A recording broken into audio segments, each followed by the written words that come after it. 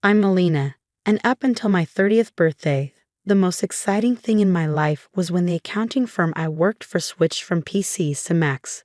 Not exactly thrilling news. Then, at a friend's birthday party, everything changed. That night, I stood in a crowded living room, holding a soda and feeling awkward in my too tight dress. The music was deafening, making it impossible to talk, but perfect for catching Mark's attention. He was noticeably taller than most, and he confidently strolled over. "Hey, you're Melina, right?" His voice cut through the booming bass. "Yeah, and you are." I sipped my drink, trying to seem calm. "I've seen you around. Mind if I join you?" He didn't wait for my answer, just positioned himself beside me. "Not at all," I replied, my voice drowned out by the music. "So, Melina, what brings you here tonight?" He leaned in casually, but his eyes were intense. "Just here for Sarah's birthday. You know her long?" I asked. "Yeah, we went to college together. She keeps inviting me to these things," he shrugged. "I get it. I work with her. She's kind of hard to say no to," I chuckled. "An accountant, right?" He nodded knowingly. "Yep, numbers are my game." I joked that I usually found nothing funny about spreadsheets. "Sounds thrilling," he grinned, and I couldn't tell if he was teasing me or not. "Oh, absolutely. It's all wild parties and high stakes in the accounting world." We laughed again, and that's where it left off. After feeling the ease of talking to someone genuinely interested in me, I experienced a new, exciting, and slightly scary feeling. Mark suggested we step outside for some fresh air, and I eagerly agreed. Outside, away from the noise, the cool air was refreshing. I asked him, "What's a guy like you doing in a place like this?" I was trying to sound smooth, but I felt nervous. He replied with a smile, "Just looking for a good time, I guess. And maybe someone cool to hang out with." His smile was warm and genuine. We talked about everything and nothing, movies, books we liked, and how he was into graphic design but stuck in a corporate job he didn't love. It felt like we'd known each other for years. As the night wound down, he asked for my number. Hesitant at first, I eventually agreed. It felt right. The days after Mark's call flew by in a blur. Before I knew it, I was getting ready for our first date. My nerves were all over the place. I didn't have much experience with this sort of thing. I chose a simple blue dress, nothing fancy. Mark picked me up at exactly 7 o'clock. His car was clean and well kept, nothing flashy, but it suited him perfectly. As I got in, he flashed me a smile that made my cheeks turn as red as a tomato. "You look great, Melina," he said. "Thanks," I mumbled, trying to hide my embarrassment. "You look nice too." We went to a cozy Italian restaurant he knew. The food smelled amazing, but my stomach was doing flips. We ordered pasta, hit with some fancy sauce, and meat with plain old marinara. "So, Melina, tell me something about you that no one else knows," he asked, expertly twirling spaghetti onto his fork. I chuckled nervously. "Well, I'm pretty boring, but I guess not everyone knows I can solve a Rubik's Cube in under 1 minute." "Really? That's pretty cool. You'll have to show me sometime," he said, raising his eyebrows. "Sure," I said, starting to relax a bit. "What about you? Any hidden talents?" "I make a mean breakfast burrito," he boasted with a grin. "Best you'll ever have." "I'll take your word for it. Maybe you can prove it sometime," I teased. The conversation flowed, and for the first time in a long while, I felt like I was exactly where I was supposed to be. The next few weeks were a whirlwind. Mark and I saw each other constantly. He would come over after work, or we'd meet for lunch near his office. He showed me his favorite spots around town, little nooks I'd never noticed before. It was like seeing the city for the first time. Things got serious when he invited me to meet his parents, Jack and Mary. They lived in a small but cozy house filled with photos and knickknacks.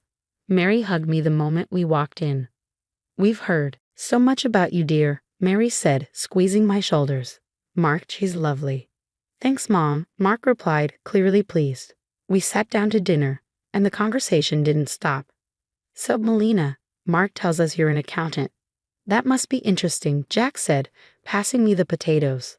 "It has its moments," I replied. "Mostly just numbers, but I like the order of it." "And how's your family?" Mary asked, genuinely interested.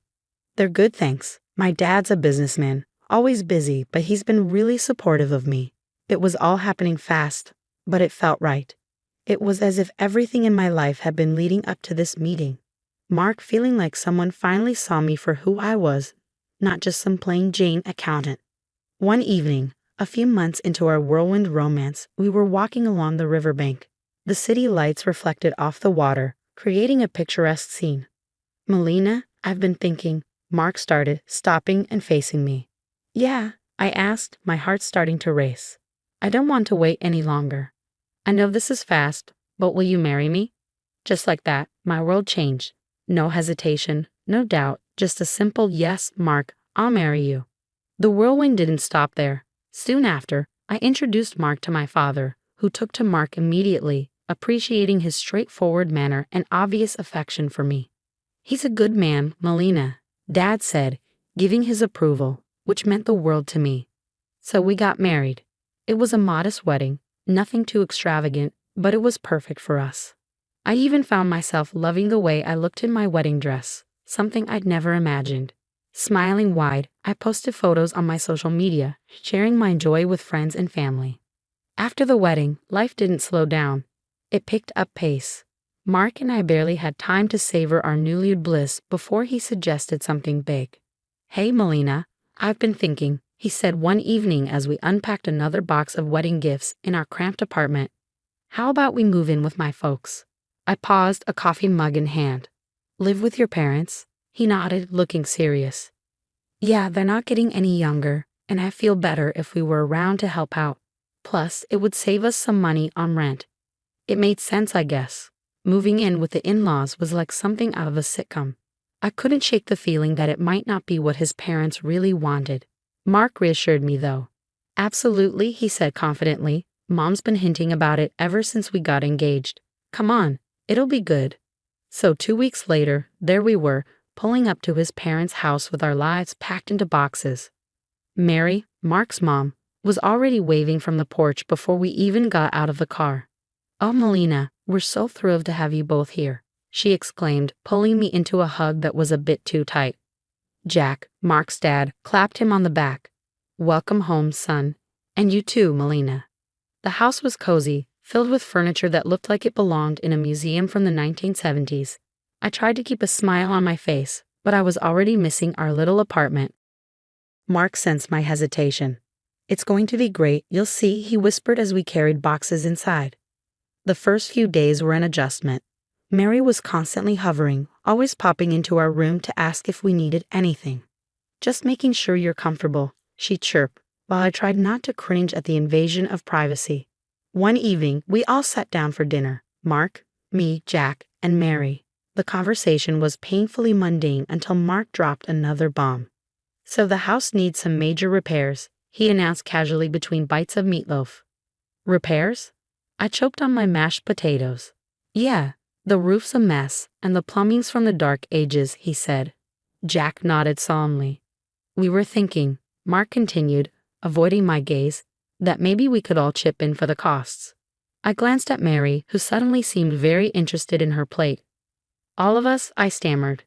"I just got a pay cut at work," Mark muttered, "so I'm a bit strapped at the moment." There it was. I felt a knot form in my stomach. "I'll see what I can do," I managed to say, though I wanted to say much more. Mary perked up, tears welling in her eyes. "Oh, Melina, that would be so helpful. You're such an angel." The next few weeks were a blur of contractors and repairs. I wrote checks and smiled through gritted teeth as Mary gushed about how wonderful the house was looking. Jack slapped me on the back. "You're really part of the family now, Melina." "Part of the family?" "Sure, the part that pays for everything." One particularly grueling day, after yet another round of expensive decisions, I collapsed on our bed, exhausted. Mark came in and sat beside me. "Thanks for handling all this, Melina," he said, sounding almost sincere. "It's fine," I lied, staring at the ceiling. "Just didn't realize how much it would be." He squeezed my hand, but I couldn't shake the feeling of unease. "It'll all be worth it. This is for our future, right?" Mark reassured me one night.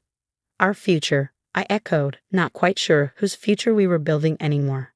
As I lay there, listening to Mark's steady breathing, I couldn't help but wonder if moving in was the right decision. But there was no going back now. I was in this deep, and I had to see it through, whatever the cost. After the renovations, the house looked great, like something out of a magazine. Honestly, despite the financial strain, I felt a bit of pride looking around.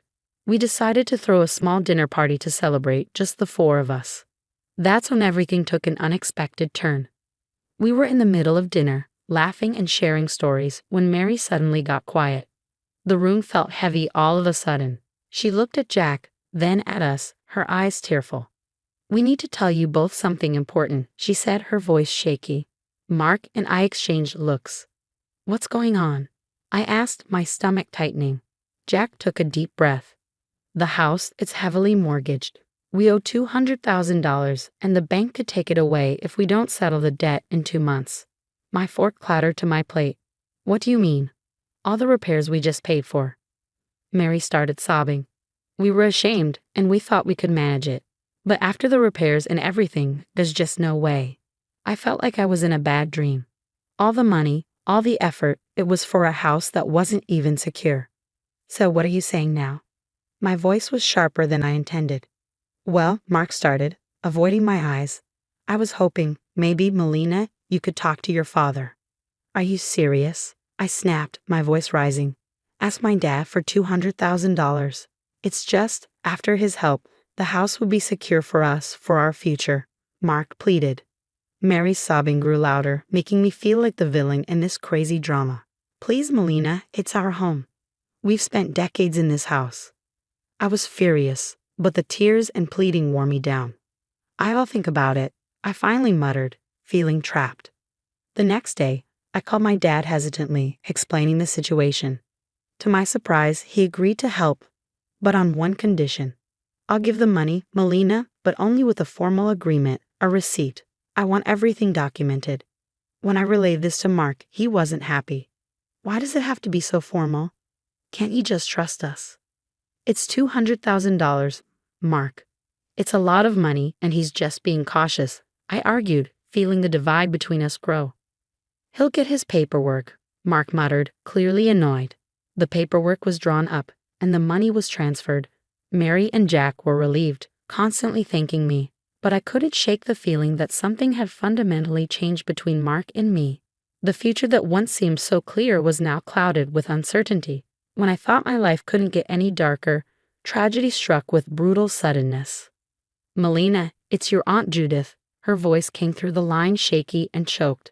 "Your dad, he had a heart attack. It's bad." My heart dropped to my stomach. "What?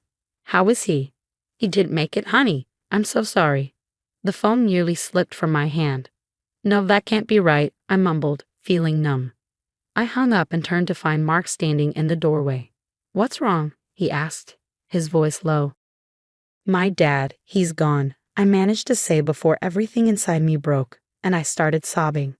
Mark came over and put his arm around me, but it felt like being hugged by a stranger. "I'm sorry, Melina," he said, and it sounded sincere, but I was too lost in my grief to really hear him. Exhausted from another long day of funeral planning and negotiations with the agency, I came home earlier than usual. I expected the house to be quiet, but as I inserted my key into the front door, I heard voices from the living room. It was Mark, his tone dripping with frustration and disgust, talking to his parents. "I can't do this anymore. Living with her is driving me nuts. She's just, oh, it's too much," Mark complained. His mom, usually so sweet and understanding, replied in a stern whisper, "You have to hold on a bit longer, Mark. We need to figure out what to do with those receipts your father-in-law had. Melina has them now. The sooner I get out, the better. I'll grab those receipts and destroy them, and then I'll start all over again with that rich beauty I told you about." Mark's voice was cold, calculated. I felt a chill run down my spine. Here I was, mourning my father, while the people I lived with were plotting behind my back. They weren't the loving family I thought I married into. Instead, they saw me as nothing more than a means to an end, a way to secure their financial troubles. Rage mixed with shock, but I knew I had to keep my cool, so I slammed the door loudly as if I had just come in, disrupting their scheming. "Oh, Melina, you're back early. How did everything go with the funeral plans?" Mary's voice shifted instantly to one of concern, her eyes wide with faint innocence. I forced a smile, my stomach turning. "It's all coming together. Thanks for asking." As I spoke, I could see the quick glance they shot each other, their faces a mask of fake concern. It made my skin crawl, knowing their true colors. But I realized that showing my cards now wouldn't help. I needed to be smart. I needed to protect what was mine and possibly even get some justice for their deceit. The funeral was somber, the air heavy with grief and murmured condolences. But as the ceremony wrapped up and we returned to Mark's parents' house, the true colors of the family I married into began to show. As we gathered in the living room sipping lukewarm coffee, Mark's demeanor shifted. His usually charming facade crumbled away, revealing something more sinister. With a cold laugh, he looked straight at me and dropped the bomb. "Melina, pack your things. You need to get out. I got someone else now, someone better." His words should have been like a slap. I pretended to be stunned, but before I could respond, Mary chimed in with a snide giggle. "We've really had enough of you, dear. We only put up with you for your money." "What about the house?" I asked, feigning innocence. "The house that I paid to fix? The $200,000 I poured into it?" Mary laughed harder, as if I told the best joke of the year. "Oh, sweetie, this house is ours. You're nothing here." Mark's smirk widened. "And those receipts you're so proud of? Found them in your dad's house and burned them. They're gone." For a moment, I let them believe they had won, but then I couldn't help it. I burst into laughter. My reaction confused them, their smiles faltering. "Why are you laughing? What's so funny?" Mark demanded. I wiped a tear from my eye, still chuckling. "You three are just pathetic. You think you're so clever. The receipts you destroyed? They were copies. The real ones are safe with my lawyer." The color drained from both their faces. Mark's arrogance turned to panic. "You can't prove anything," he stammered. "I can, I will," I shot back, my voice steady and firm. "Now I want my money back, all of it, or my next call is to the police." Mark and Jack looked at each other, their earlier confidence replaced by fear. Jack, usually bold and brash, began to plead. "Melina, please, let's talk about this. We can sort something out." With the truth now out in the open and the leverage squarely in my hands, the negotiations with Mark and his parents dragged on longer than I expected. It was clear they were trying every angle to sway the terms in their favor, but I wasn't about to budge. "Look, it's simple," I stated firmly during one of our numerous discussions at their now legally mine kitchen table. "The house gets transferred to my name in exchange for the IOUs. That's the deal. No more games." Finally, they relented. We all agreed that the best course of action was to make everything official and legal. I insisted that everything be documented by a lawyer and confirmed with the proper papers. At the lawyer's office, the atmosphere was tense as documents were signed and notarized. I watched closely as each signature was applied, ensuring there was no room for further deceit. Once everything was finalized, I collected the documents related to the transfer and turned to Mark's mother, who looked deflated yet somehow still carried a hint of her former haughtiness. "I'll be keeping these in a safe place," I said, holding up the papers, before slipping them into a folder, just to ensure no one is tempted to pull any stunts. With the legalities handled, the divorce proceedings were straightforward. Mark was quiet, his earlier arrogance nowhere to be seen. When the final papers were signed, I felt a weight lift off my shoulders. A chapter closed. On the day they moved out, I stood on the porch of my now fully owned house and watched Mark, his mom, and dad carry their belongings to a rental van. Their movements were slow, the mood somber. I couldn't help but feel a mix of satisfaction and sorrow. This wasn't how I imagined my marriage ending, but under the circumstances, it was the best possible outcome. After everything settled down and I began to enjoy my newfound peace, word got back to me through friends about Mark and his predicament. Apparently, the grass wasn't greener on the other side. His mistress had dumped him not long after our divorce, and his parents. They were now crammed into a tiny apartment, a stark downgrade from the comfortable house they once had. It seemed karma had caught up with them quicker than I expected. Despite their situation, they started reaching out to me, bombarding me with calls and messages, probably hoping to weasel their way back into my life or at least my house. But I was done with their deceit. I blocked their numbers without a second thought and blacklisted them on all social media. It was liberating, cutting the final threads that connected us. One afternoon, as I was enjoying a quiet moment with a book in my living room, a knock came at my door. Peering through the peephole, I saw Mark standing there, a pathetic figure holding a bouquet of flowers. The audacity of it made me scoff. Opening the door, I couldn't help but laugh outright at the sight of him. Really, Mark? Flowers? He shuffled uncomfortably, the bouquet seeming to wilt along with his spirits. Melina, I have realized so many things. I was wrong, terribly wrong. Remember when you told me I disgusted you? I interrupted, leaning against the doorframe, not bothering to hide my amusement at his discomfort. What changed, Mark? Run out of options. He looked down, shame clear on his face. I made mistakes, but I'm here to make things right. I shook my head, almost feeling sorry for him, almost. You're not here to make things right, Mark. You're just desperate to get back to your comfortable life. But guess what? That life doesn't exist anymore, not for you. His face fell, and he took a step back as if my words were physical blows.